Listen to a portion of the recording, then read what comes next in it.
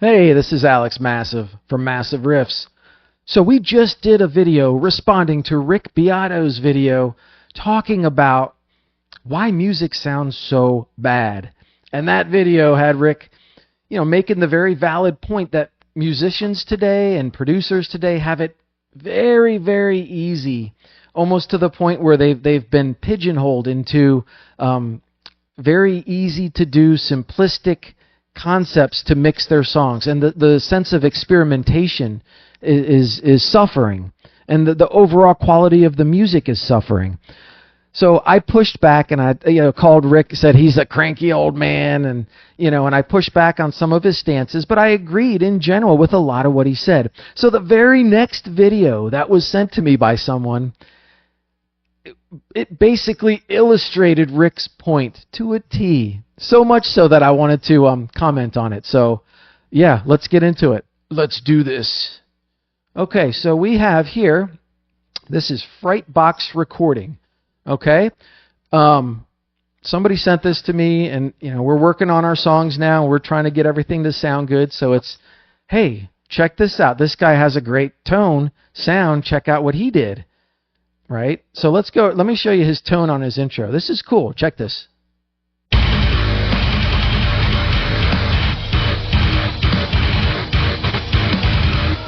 Dude, he's got that modern metal guitar tone. I don't know everything he's doing, his processing chain, but I can't wait to figure it out. It reminds me of that Falling in Reverse, how they're doing it. Yeah, so I'm sure there's some really cool new tricks for metal guitars now, and we will be learning them and implementing them soon. So I saw this, and I got super excited. I said, oh my God, he's going to show us how to do this, the secret to the magical tone. Okay, so I got a little bit in, and he played some of his riffs, and they sounded really good. But then I got to kind of his explanation, and here we go. Here's what it was. Dead bass strings. You will never in a million years achieve a sick bass tone with dead strings. If you have dead strings, they'll end up sounding like rubber bands.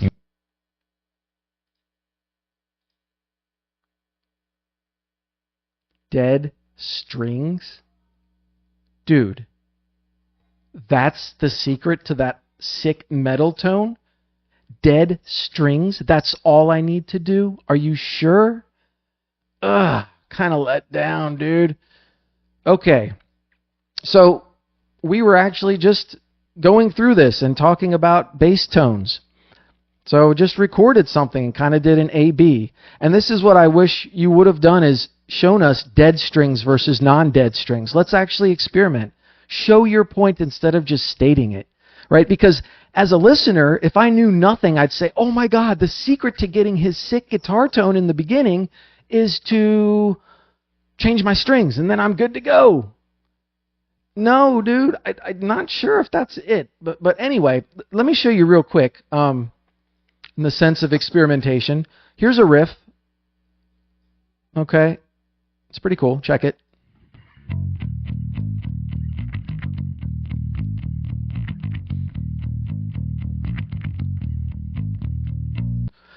Cool. Okay, that's old strings. Those strings are between 2 and 10 years old. They're so old that all the silver is rubbed off and all the bronze is showing underneath. Then we changed the strings because of your video. And here's what we got.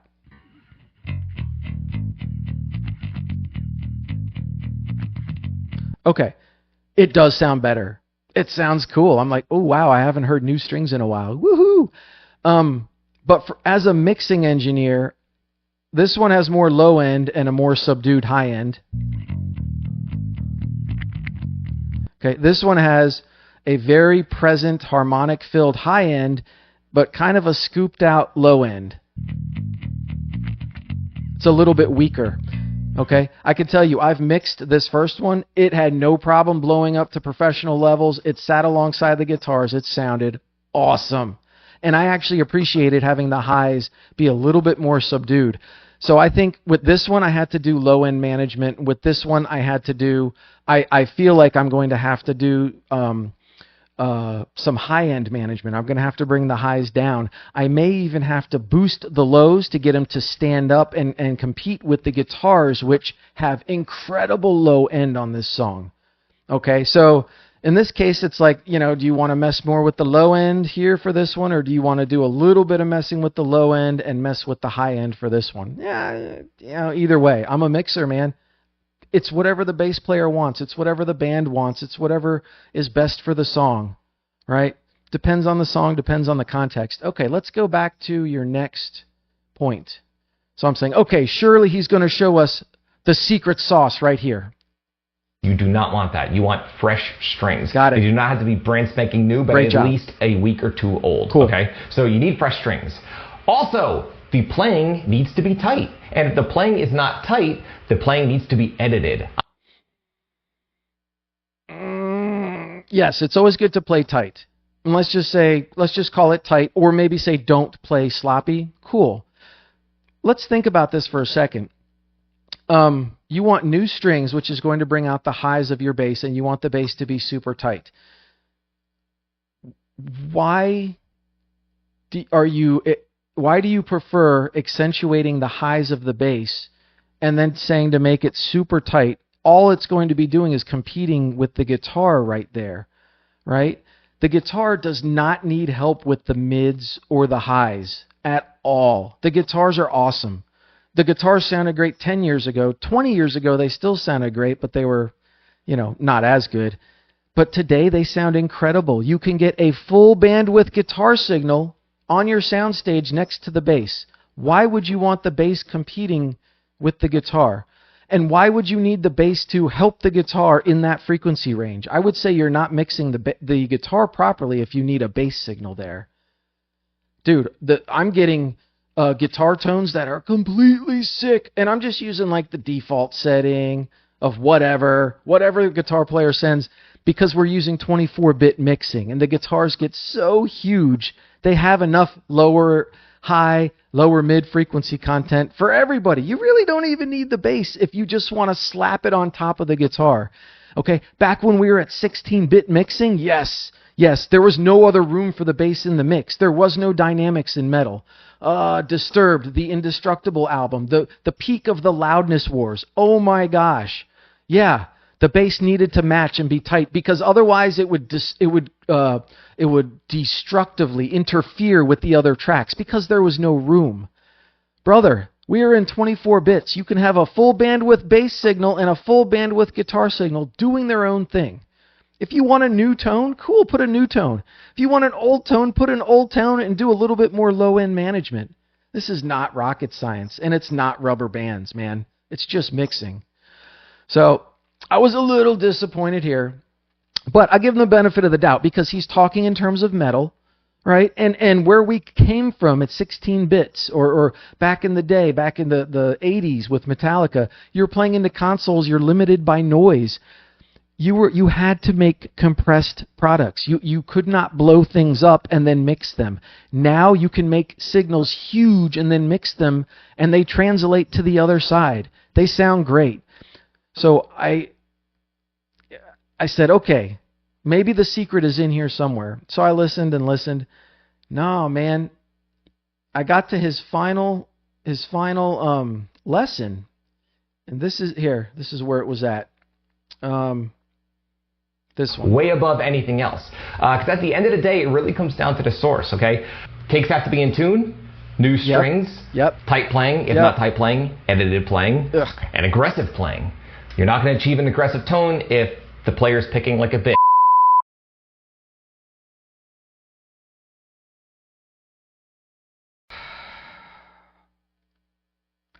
So your advice, the secret to getting your super metal tone at the beginning is to change your strings and don't pick like a B. That's the advice. I didn't want to do it, man. I'm giving you the sloth, brother. Here we go. I wasn't going to do it, but we're going to do it. Here we go. Mama! Come to mama, baby. Come on.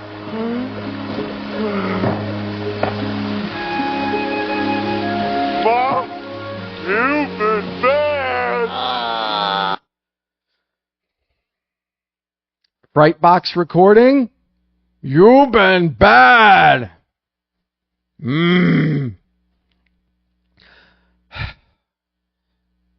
Don't pick like a strings and don't pick like a bee. That's the advice. Don't pick. First of all, we're giving an educational video. Why do we have to curse? I get it. It's metal. It sounds cool. It's a catchphrase.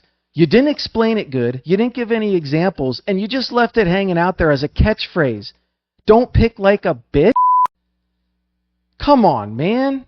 What are we doing? You know what? Here's why I get upset. I guarantee you somebody in the comments, that's the only thing they picked. You know what? Here, let's go look at the comments now. Let's see. I bet it's the first or second one here. Oh, look, it's the first comment. New strings in tune. Don't hit like a bitch. Okay. Brother, let's talk groove. Let's talk vibe. Let's talk 24 bits. Okay?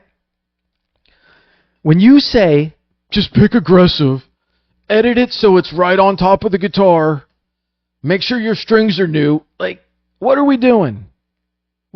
How does that help? Okay?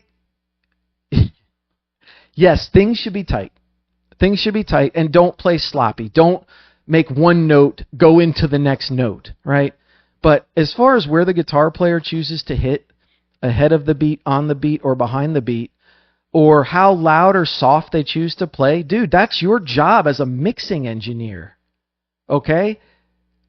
And this is what Rick Beato was talking about, is the modern producers are spoiled. They want a perfect sample to plug into their perfect plug-in or their perfectly dialed-in amp and just work, no problem, no experimentation, just easy peasy. And why is that? Well, because music it's a dime a dozen these days, and you get a song out, and then you immediately need to put the next one out.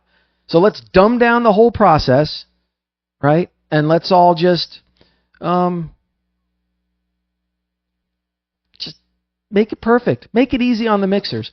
So here's my question to you. If we're going to do that, and you know there's AI robots out there making songs, dude, the AI can already make perfect samples, and they can play them in perfect time. You can quantize everything.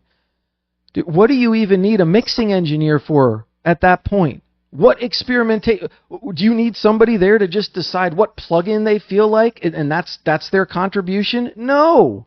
Your job is to be transparent and invisible. Your job is to make slight changes and edits in the performance so you don't lose the groove. You don't go back to the artist and tell him, just pick aggressive. Don't pick like a bee. Dude, how about play with some groove? How about play it 5 or 10 times and we'll take the best take? And I will do some slight shifting left or right, because usually that's all it takes. It usually takes 5 minutes of a slight shift to fix a section. 90% of the rest are going to be good, assuming the guitar player is reasonably competent and they have rehearsed the part. Okay, obviously if somebody can't play in time, you're going to have to play the part for them. Okay? But even then, it doesn't mean you can't play with dynamics. Dude, don't be afraid to mix. Don't be afraid of mixing in 24 bits. Dude, there is so much room. There's enough room for a bass to go loud to soft and not interfere with the guitar at all. So I'm just saying, dude, we've had 10, 15, 20 years of kind of the samey kind of music. I feel like all the pop stars immediately, they get big and then they immediately just try to cannibalize every single era or genre of music, throw it out there, put their voice on top of it. Great. We need something new. Dude, go check out Falling in Reverse. They have guitars just like you guys, but they also have dynamics, okay? And maybe they don't do it with the bass performance, not yet, but what they do it with is the low end. And you'll hear some parts of the song have this Hollywood low end that's just like boom, like a movie, and other parts they have nothing. They go from like a really low-key country intro to then it's like a middle-range hip-hop song, and then it busts out into a metal song in the middle of it. That's insane, and it does it all on the same soundstage. So I challenge you to say, hey, metal can have dynamics, right? This makes me mad because some kid is going to take this advice and they're going to come down in the comments and be like, great job, dude. Look, I learned it all. Don't pick like a bee. I learned the secret. And they're going to go and they're going to continually play like dun dun dun dun dun dun dun dun. That might have been the kid that was going to come up with the next groove that united the world. The next song that was going to travel and be heard by 3/4 of this planet. And you just told that kid, well, play aggressive. Just play aggressive, yeah. So, I get it. And I'm going to go ahead and leave a like. And I'm going to subscribe because your tone is sick. And I appreciate your advice. And I think it came from a good place. So we're going to subscribe. And we'll give it a like as well. Okay? But yeah, dude, groove rules. Groove is king. Okay? The AI robots can make a perfect song with quality DIs by itself. You know what? The robot AIs can mix and create quality mixes. They don't need you either. Okay? What makes you and me valuable, what makes people valuable, is we still have groove and vibe. And all the computer can do is copy that groove and vibe of one particular artist. They cannot groove and vibe with other people or with themselves in a way that is close to human. Not yet, maybe eventually. So why would you want to help them along? Why would you want to discourage people and tell people to play more like robots? Right? Instead of playing like people. If there was any time to be experimental is right now, because there is no top genre. If anything, we are at the beginning of a cycle. So I challenge you to be more experimental. I challenge you to, next time you make a statement like that, show an A and a B. Show me a sloppy, show me a non-sloppy. Show me don't pick like a bee and not don't pick like a bee. So I know, so I'm not guessing. So all the younger kids underneath don't start messing up their grooves and vibes trying to follow your advice, right? That's all I would say. And again, I'm not trying to diss on you or anything. I understand what you said came from a great place, and it is to a brand new player just starting out trying to play metal. It's great advice. Yeah, don't pick like a bee. Pick hard, pick fast. Make it good, make it tight. Yeah, awesome. But give it some context, okay? Give some examples and give a shout out to the groove because it can exist in modern metal. So, anyway, that's all we have. Thank you so much. Thank you, Frightbox Recording. I look forward to figuring out what you did on that guitar tone. I'm going to be looking for another video from you now. Please let us know how you got that sick guitar tone. We are dying to know. All right. Thank you. Take care. Everyone stay happy, healthy, and be massive.